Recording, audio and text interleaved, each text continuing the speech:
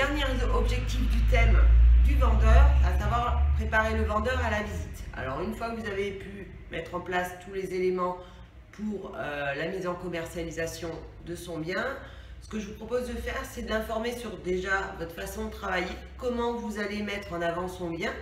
Donc ça, c'est souvent dans le cadre du mandat. Si c'est un mandat simple, vous allez lui dire les éléments que vous allez mettre en place, publicité. Il va vous demander des informations sur vos partenaires au niveau des sites sur Internet, si vous travaillez avec l'étranger ou pas. Et il va vous demander plein d'informations. Si on est dans le cadre de l'exclusivité, bien évidemment, il va falloir lui demander s'il est ouvert à la pose d'un panneau ou si lui demande à que vous posiez un panneau. Donc tout ça, on l'a vu dans le mandat. Maintenant, ce qu'on va faire, c'est qu'on va préparer le vendeur à la visite. Alors vous allez lui expliquer que lors d'une visite, déjà la prise de rendez-vous, elle est en général le plus tôt possible, au moins 72 heures à l'avance. Il se peut exceptionnellement que vous l'appeliez le matin pour l'après-midi. Alors vous allez lui expliquer que si vous faisiez cette démarche-là, c'est une démarche qui est exceptionnelle. Tout simplement, les critères de l'acquéreur, après une découverte plus approfondie avec les visites, vous a fait penser à sa maison. Donc si vous le prévenez tardivement et qu'il peut être disponible, qu'il ne s'inquiète pas, si la maison n'est pas tout à fait en ordre, ce n'est pas grave, l'essentiel est que vous puissiez vous faire visiter cette maison. Il est important qu'il comprenne qu'il vous est impossible de lui donner un créneau horaire à la minute près, tout simplement parce qu'en général sa maison va être sélectionnée parmi deux autres biens. On va le voir ensemble lors de la sélection des biens pour une première visite avec un acquéreur. Si cette maison est sélectionnée en première ou deuxième position, c'est à présager que ça correspond à 90% des critères de l'acquéreur. Et ça, vous pourrez le déterminer que lorsque vous aurez visité avec votre acquéreur, parce que certains acquéreurs ne vous donnent pas tous les éléments dès le départ. Expliquez bien cela au propriétaire, ce sera une visite plus confortable et il ne fera pas la tête si vous avez un quart d'heure, 20 minutes ou une demi-heure de retard. Pareil, expliquez-lui qu'au dernier moment, un acquéreur peut vous fausser compagnie, peut ne pas venir et de là, bien sûr que dès que vous le saurez, eh bien, vous le préviendrez, mais que ce n'est pas de votre fait. Donc ça, c'est très important. Si ce propriétaire est peu disponible, essayez s'il vous plaît d'avoir la clé de sa maison. Expliquez-lui que ça ne craint rien, que de toute façon il sera bien évidemment informé du fait que vous venez chez lui et que vous lui ferez après la visite un compte-rendu de visite. Mais essayez d'avoir les clés de la maison, c'est 80% d'une visite réussie avec un acquéreur, surtout si l'acquéreur arrive pour 2 jours, si celui-ci part en vacances ou même ne serait-ce qu'en week-end. Vraiment, il faut que vous puissiez vous présenter le bien dès que c'est nécessaire.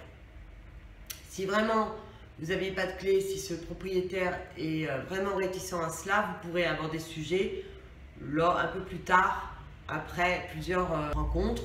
Avec lui, il verra que vous êtes un pro et qu'il pourra vous laisser ses clés sans aucun problème. Sinon, si vous n'avez pas de clé, eh bien déjà, rien ne vous empêche de faire voir d'extérieur le bien, si c'est possible, à l'acquéreur qui peut être intéressé par la maison.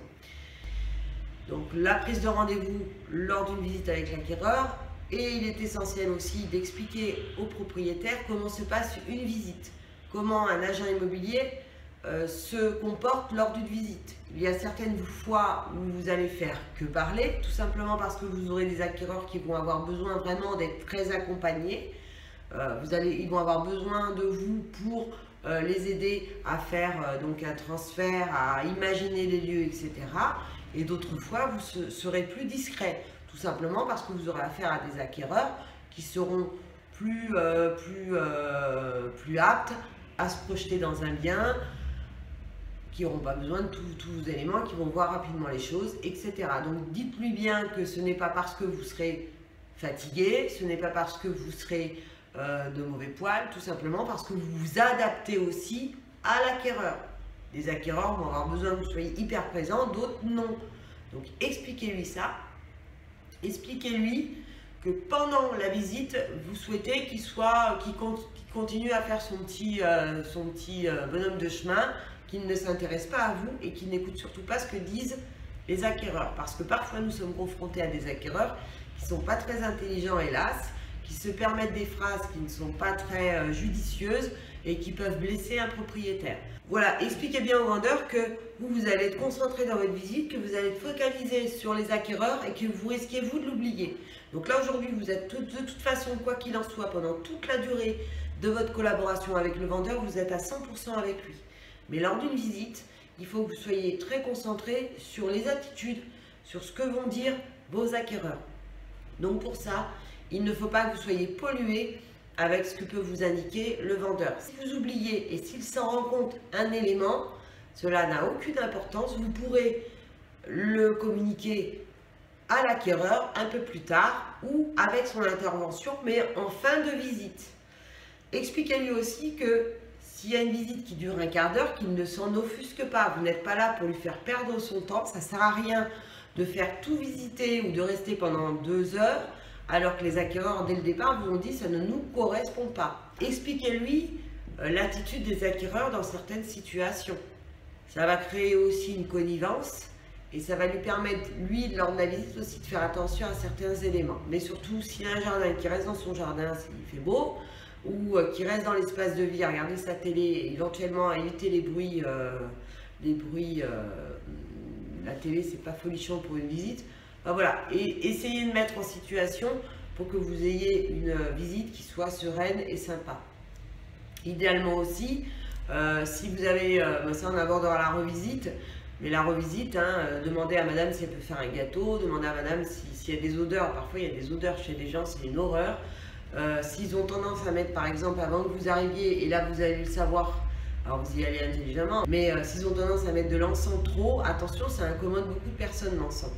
Donc n'hésitez pas à lui dire, évitez de mettre de l'encens, il y a des personnes que ça incommode. Voilà, donc on prépare bien son vendeur au fait qu'il n'intervienne pas pendant la visite, que nous risquons parfois de le solliciter en fin de visite, surtout au début, lors d'une mise en commercialisation d'un bien, pour que l'agent immobilier s'approprie en totalité le bien, c'est-à-dire est à même de répondre à 80% des questions, il lui faudra 3 visites.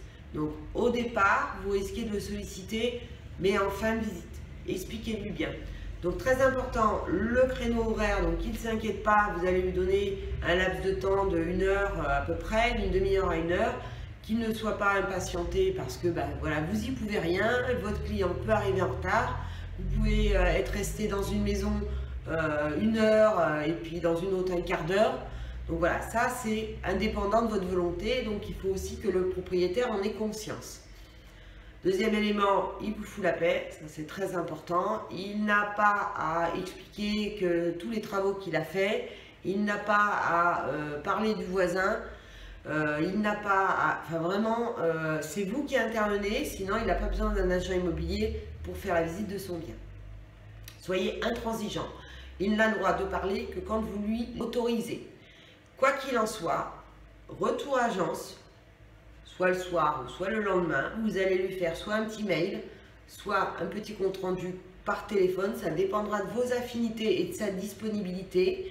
Voilà, et ça dépendra aussi de vous, votre façon de travailler. Donc expliquez-lui, si vous êtes plutôt texto, vous lui dites je vous envoie un petit texto, si vous êtes plutôt téléphone, je vais vous appeler. Attention, avec un propriétaire, ça risque de durer un quart d'heure à chaque appel. Donc faites attention, ça dépendra du profil et toujours de votre affinité avec ce vendeur. Voilà, donc c'est important, bien préparer son vendeur, c'est important. Si vous le demande, est-ce qu'il faut que je fasse des travaux? Non. Il vaut mieux qu'on reste dans un prix correct et qu'on n'envisage pas de faire des travaux. De toute façon, à moins que ce soit inévitable, mais si c'est des travaux d'amélioration, de rafraîchissement, ça n'a aucun intérêt. Il vaut mieux qu'il propose son bien à un prix qui est en adéquation avec votre estimation que de surévaluer les dernières peintures qu'il a faites. Il a mis du jaune vif alors que les personnes vont tout repeindre en blanc ou en bleu. Ça n'a aucun intérêt. S'il a des questions, dites-lui bien que vous êtes à sa disposition de façon à répondre au mieux à ses attentes. Voilà, je vous dis donc à bientôt dans un autre thème et nous allons aborder le thème de l'acquéreur.